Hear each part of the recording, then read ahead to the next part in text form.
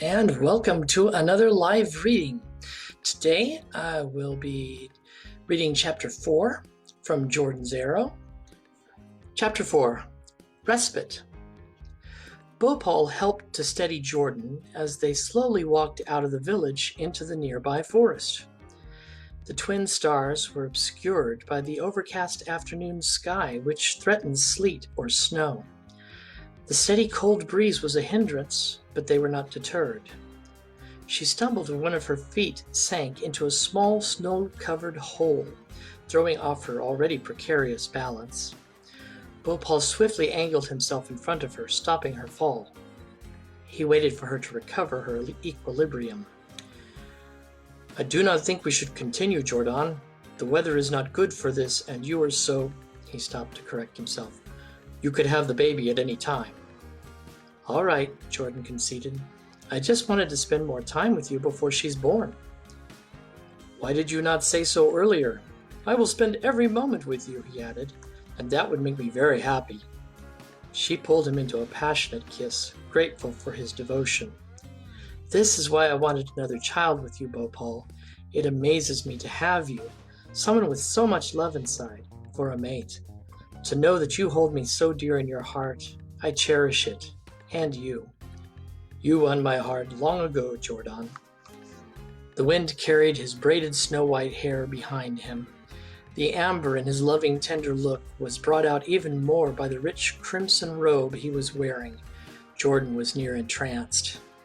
"A treasure greater than the mountain," she replied. "Yours exceeds the twin stars to me." "Careful with that charm, mister," Jordan added, winking. "I might go hosp on you." "I do not understand," said Bhopal. "Never mind, my love," she chuckled. "I am ready to go back home." Without a word, he surprised Jordan by gently sweeping her up in his arms. He held her there for a moment, looking all around to see which path he wished to take. She relaxed into his embrace.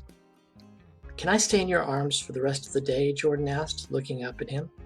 "Of course, if that is what you want," he responded.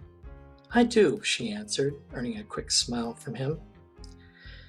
He walked slowly, even more carefully, back towards the village, with each measured step, he avoided anything that would jostle or potentially injure her and their unborn child. He felt warm against her skin, and when she leaned against his semi-covered chest, she thought she could hear his heartbeat.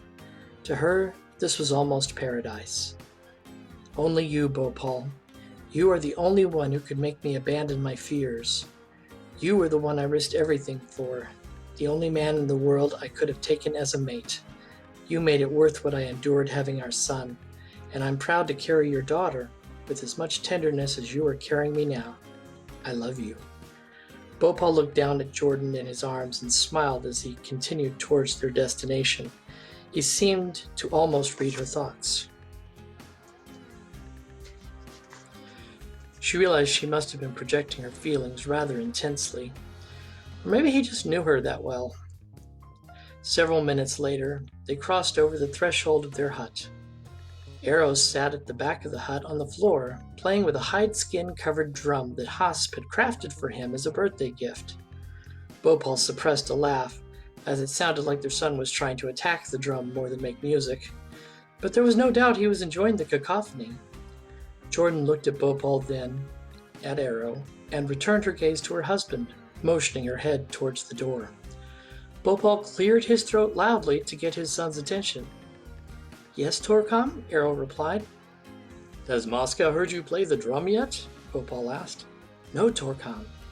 "I think you should go and spend some time with your friend. We will come get you for the community supper." Arrow's eyes could barely contain his excitement. "Yes, Torkam, thank you."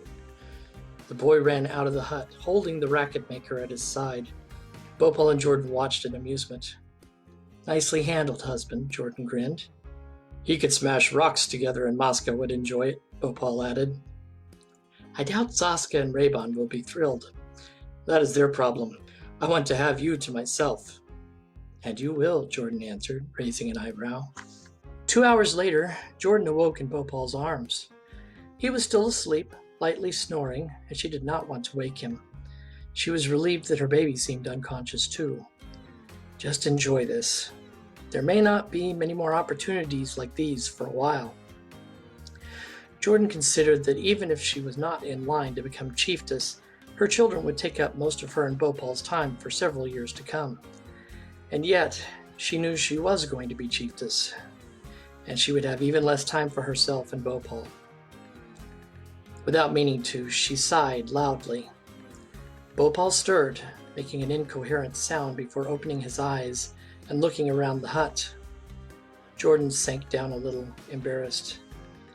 "I am sorry, my love. I did not want to wake you," she confessed. "It is all right," he answered. "What is troubling you?"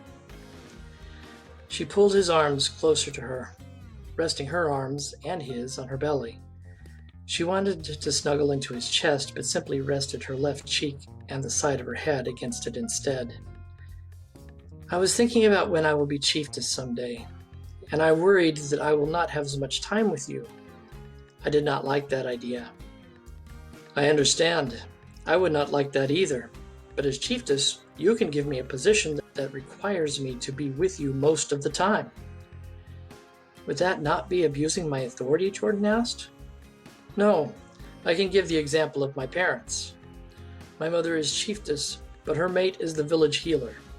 She can see him whenever she wants, and he can go anywhere with her at any time." "I see. Yes, you are right. But what kind of position should you have? Mitas is the military advisor, and as you said, Latas is the healer." Bhopal nodded. "I can be your protector," he advised. "You mean like a bodyguard?" she asked. "Not exactly.